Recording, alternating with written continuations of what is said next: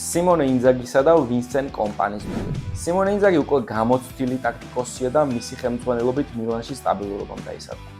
კომპანი კი ახალგაზრდული ენერგიითა და თანამედროვე პრესინგით ცდილობს ბაიერნის ახალი ეპოქის დაწყებას.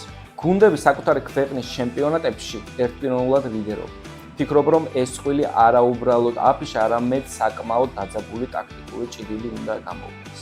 2010 წლის ჩემპიონთა ლიგის ფინალის განმეორება. ემზადება კი ბაიერნის შურისძიებისთვის. ამ ფორმაციის ინტერს ტაქტიკურად იდეალურად შეუძლია დაუპირისპირდეს ბაიერნის მაღალ პრესინგს. ბაიერნს სერიოზული პრობლემები აქვს უკანა ხაზში. ტრავმირებულები არიან დეივისი, უპამეკანო, ნოიერი.